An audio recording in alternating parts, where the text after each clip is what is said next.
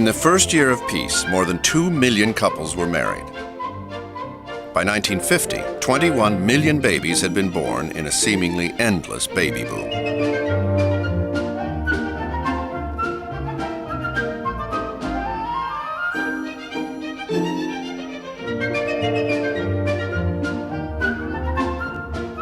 I came out of service out of the Navy in '46, and I wanted to go and marry the girl that was writing the 3 letters a week to me for 4 years. And she lived in Floral Park. I had a tavern there. And I moved in with the family. There was a mother and father, her sister and brother, and myself, and a baby coming on after a year. Despite weeks and months of house hunting, some 3 million married couples throughout the country today are still unable to establish homes of their own. When you look at the books that you read in school, you read of people in a house. You never read of people living in an apartment, which we did, in trees. It sounds, and it's all new. You know, it was really something that you would like to have. Guess I don't have to tell you, Mrs. Blandings, what a woman's touch could do to a place like this.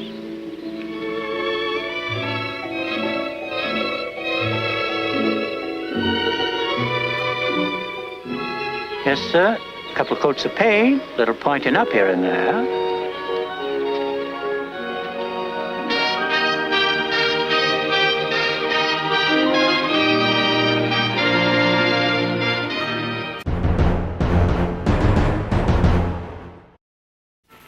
I've got to have a home.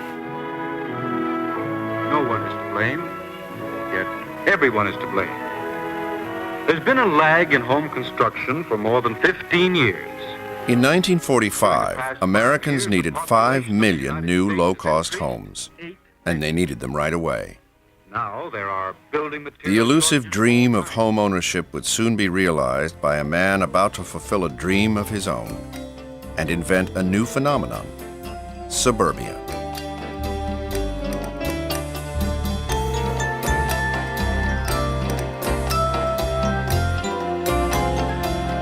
Bill Levitt, as a young man working with the Seabees in World War II, has this brilliant idea, taking some of the techniques he's seeing right then and there in World War II, building airstrips, putting up housing for GIs, and bringing them back to America for ordinary people. He's sitting there at night with his pals in the Pacific in World War II and saying, you know, what do you want when you get home? Well, I want a house and a car.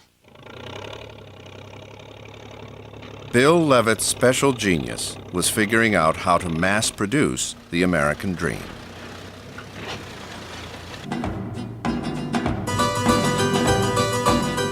Before the war, the average contractor built 5 houses a year. In Levittown, Long Island, they built 36 houses a day, a grand total of 17,450.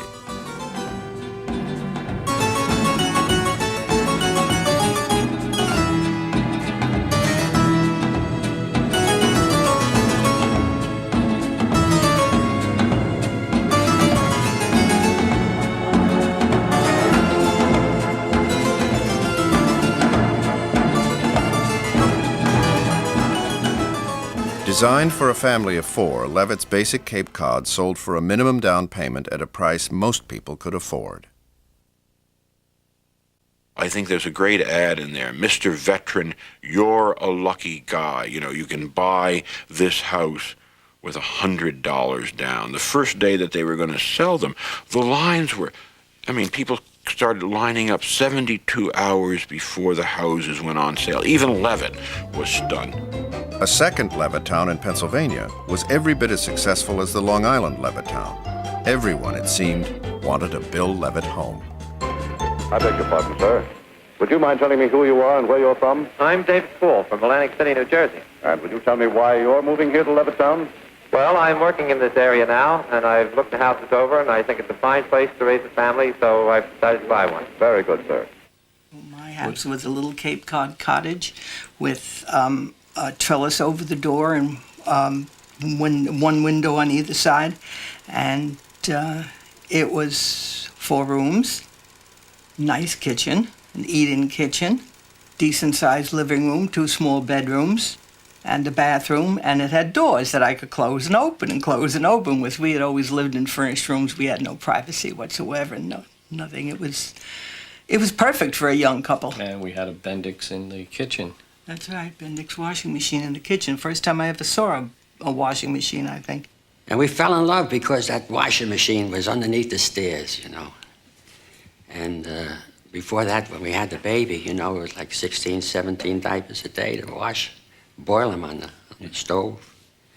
And needless to say, the family wanted to get rid of us, too. They didn't need a baby that was crying in that, you know, tight quarters.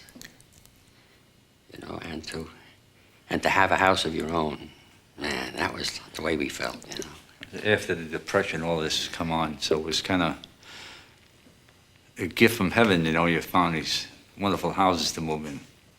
And the best thing about it, I guess, was our independence. It was the first time we were away from our parents, completely independent, and we did what we wanted when we wanted. Like any kids, they wanted to be on their own, and we were. And we could start our family. That's right. And the rapport between neighbors was, at first, was very good. Excellent, in fact. Because they were all in the same boat as us. They were all first starting out, mostly young like us, and just starting with their family and their first house, too. The new middle-class families of Levittown had one other thing in common. They were all white. I walked up to the salesperson and I said to him, "We're very interested in your house and we'd like an application."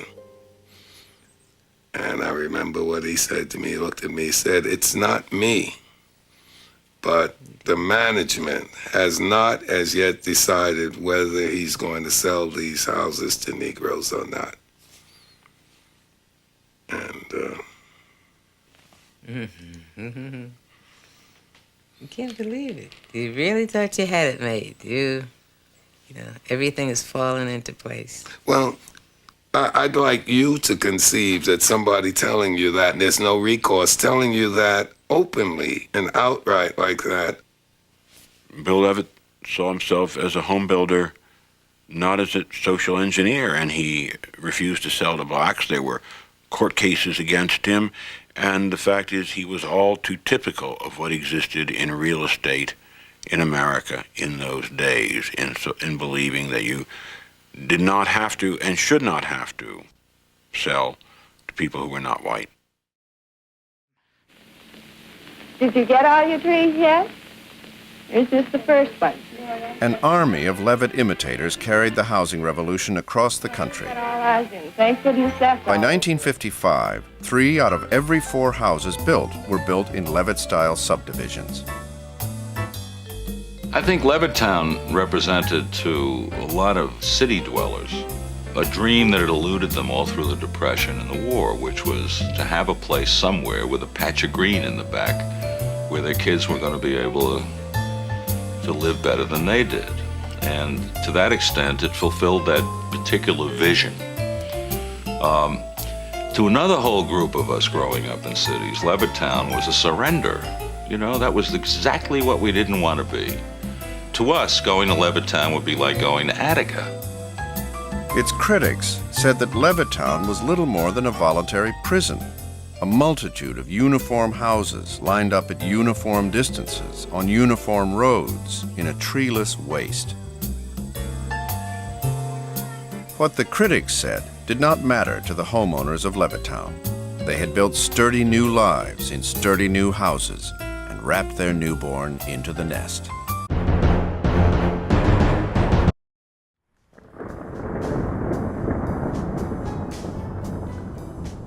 The Hollywood blacklist refers to a period during the 40s and 50s in America's entertainment industry where a committee created by the House of Representatives, called the House Un-American Activities Committee, was tasked with uncovering communist sympathizers and other American citizens considered to be disloyal to the values and the principles of the American government. considering the United States Cold War with Russia was in full swing by the end of the 40s. Some in the American government thought that the members of the Hollywood film industry were trying to sneak communist propaganda into films and Hollywood labor practices. People were called before the committee to defend themselves against such allegations, and if deemed to be disloyal, they would be barred from working in the industry. The blacklist started around the end of 1947. Studio executives fired 10 artists after they refused to testify to the House Un-American Activities Committee. They were called the Hollywood 10: Herbert Bieberman, Alva Bessie, Dalton Trumbo, Ring Lardner Jr., Albert Maltz, Lester Cole, Samuel Ornitz, Edward Dmytryk, John Howard Lawson, and Adrian Scott. Perhaps the most famous of these names is Dalton Trumbo. There was a film made about the writer in 2015 called Trumbo that follows Trumbo's experience being blacklisted in Hollywood. The Hollywood 10 refused to answer questions on the basis that it was a violation of their rights, and because they knew if they cooperated with the committee, they would be next asked to name names of other potential communist sympathizers. Stand away from the stand. For Americanism for many years, and I shall stand away from the stand. Fight for the Bill of Rights, which I was trying to destroy. This man away from the stand. Each of these men were sentenced to a year in federal prison for contempt of Congress, as well as a $1,000 fine. Some of those who testified in order to inform on potential communist sympathizers were Walt Disney and then Screen Actors Guild President Ronald Reagan. There has been a small group within the Screen Actors Guild which has consistently opposed the policy of the Guild board and officers or the Guild itself, as evidenced by the vote on various issues. The blacklist ended in the 60s with over 150 names on it. Many of those had continued to work under fake names for modest pay after becoming blacklisted. By the late 50s, early 60s, the blacklist was winding down, but one of the main breaking points had to do with Dalton Trumbo. Otto Preminger publicly announced that Trumbo was the screenwriter of his next film, Exodus. But more importantly, Trumbo was fully credited as the writer of Spartacus, and it was largely due to actor Kirk Douglas. Therefore, propaganda is vastly more important in democratic societies. In recognizing a communist, physical appearance counts for nothing. If he openly declares himself to be a communist, we take his word for it. If a person consistently reads and advocates the views expressed in a communist publication, he may be a communist. But there are other communists who don't show their real faces, who work more silently.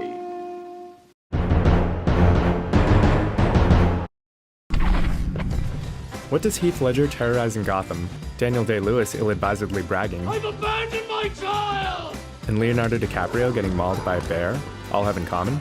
They each used method acting to prepare for their role. Heath Ledger isolated himself for weeks to portray the Joker's chilling psychosis. Daniel Day-Lewis spent months in character before filming even began. If I say I'm an oil man, you will agree. And Leonardo DiCaprio really went into the woods and got mauled by a bear. Kidding. He ate raw bison liver instead. Each of these performances received an Oscar, but unless we're actually told about the extreme lengths these actors went to, there's no way for us to know, which begs the question. If Leonardo DiCaprio really eats raw bison liver, and nobody is around to see it, does he still get the Oscar? Needed to be done because we were striving for authenticity. And Modern method acting is based on a system developed in the Soviet Union as a way to structure training for actors. The system provides a framework for actors to understand their characters by drawing on their own experiences and imagination.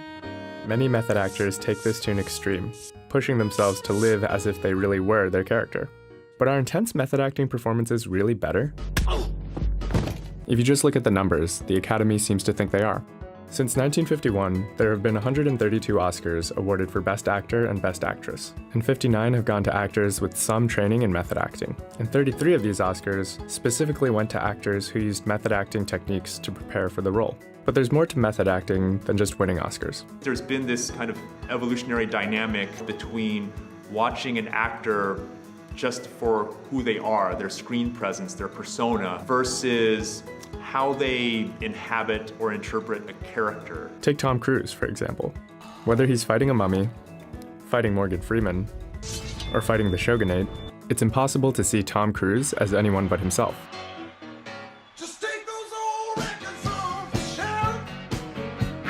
Does Tom Cruise even know the names of the characters he's playing anymore? What is your name? This creates a problem for actors. They become captives to their star personas. Look at Leonardo DiCaprio for another example. Despite being nominated 5 times as an actor, Jamie Foxx and Ray. he didn't actually win an Oscar until 2016, and he won for what happened to be his most intensive method acting role. I don't know who goes through the stronger emotional roller coaster, really, and physical, your character or the audience. Me. So taking on ambitious method acting performances can help actors be taken more seriously. It really caught on in terms of transforming the appreciation of an actor from being someone we just enjoy watching on screen to being someone who really is consummate in their craft, who works tirelessly to do justice to their character and serve the role as best as they can. Actors that have pursued intense method acting routines have created some of the most memorable performances ever. And to be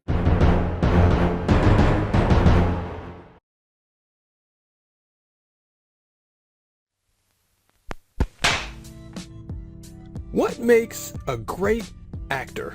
What makes someone the greatest? There's a lot of BS on this topic, isn't there?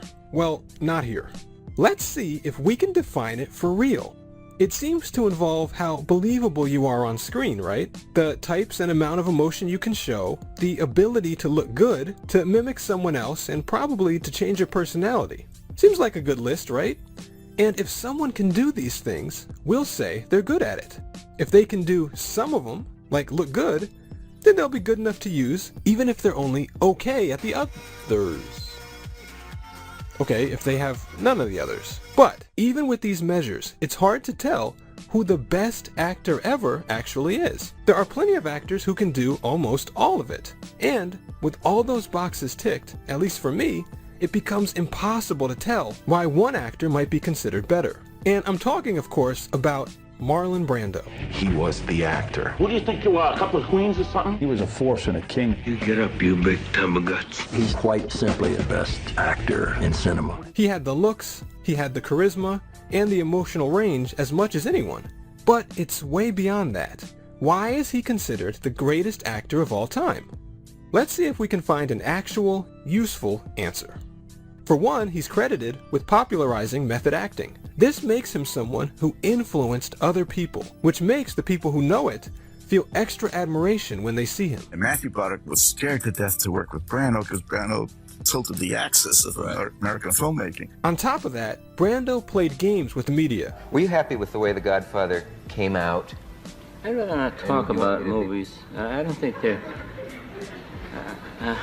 This mysteriousness drew people into caring about him in the same way they would a mystery in a movie. We couldn't survive a second if we weren't able to act. Acting is a survival mechanism. And added even more to his performances. Now, of course, that dickery was mostly a work, but the effect it had was real, as was the reputation he had for being the very best. He's a genius, I think, at it. Which makes people feel, among other things, like they're cool for watching him, fitting in with the latest and best stuff. But that's not the whole of it. That reputation for being the best has to start somewhere. And this is where we get into what actually made him special as an actor. Because he did have charisma and emotional range. He was really capable of all human emotions. But method acting, when he started, was almost unheard of. And it made him more believable than almost any other actor at that point. And that difference stood out on screen. You must be Stanley. I'm Blanche. Oh, you're still sister.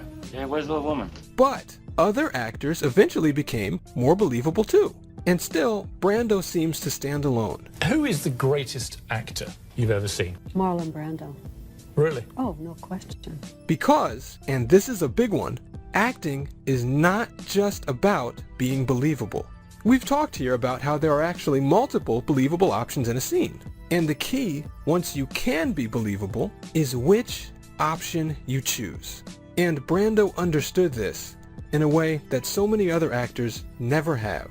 Because the truth is that showing feeling as an actor is just a tool. You show feeling to create feeling in the audience. Most movie stars today will get cast because their natural personality can create a certain feeling in audiences, and they then only have to focus on being believable. So that's all they think they're doing.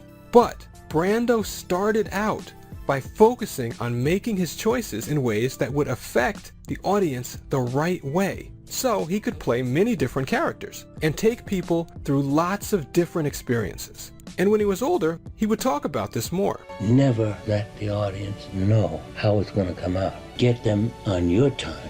And when that time comes and everything is right, you just let fly.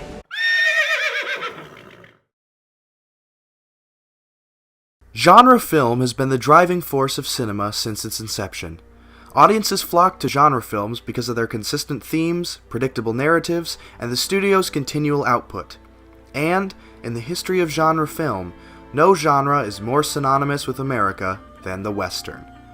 Westerns represent some kind of American ideal: freedom, ruggedness, heroism, beauty, manifest destiny, and independence.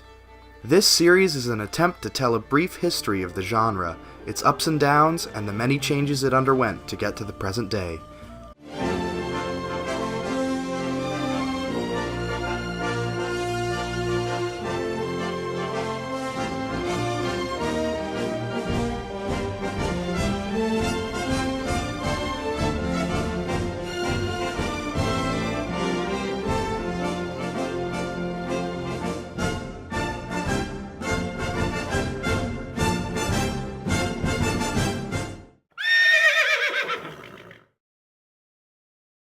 But in the early days of film westerns, no director is more important than John Ford. Ford, the brother of a well-known actor in the early days of silent cinema, made his first ever feature film, a western called The Tornado, in 1917 when he was 22 years old. Ford was given the job by Universal Studios boss Carl Laemmle, who said, "Give Jack Ford the job. He yells good," beginning what was to be a long and successful career.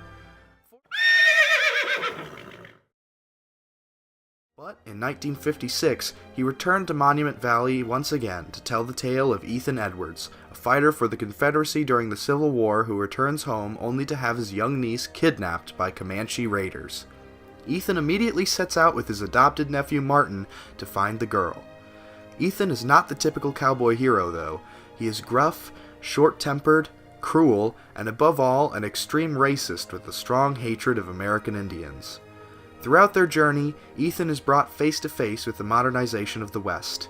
His nephew Martin is part Cherokee, and the West is beginning to look like an integrated place where everyone has a part in the future of the frontier, regardless of race or gender. Ford turns John Wayne's bright-eyed, moralistic hero into an outdated relic, a remnant of a past bearing a legacy of prejudice and failure. But it is not just the archetypal hero that John Ford tore apart with The Searchers. The notion of Western justice and glory is gone too, most powerfully illustrated by a comical fight that occurs after Martin returns home after 5 years to see that his sweetheart is betrothed to another man. Despite the horror and the treachery he's been through, Martin still participates in a comically chivalrous fight while all the townsfolk watch, demanding that the two fight fair. Ford also depicts the American military, the supposed keepers of the frontier, as cowards and villains, men who can either not handle a sword or who seem hell-bent on the extermination of the Comanche.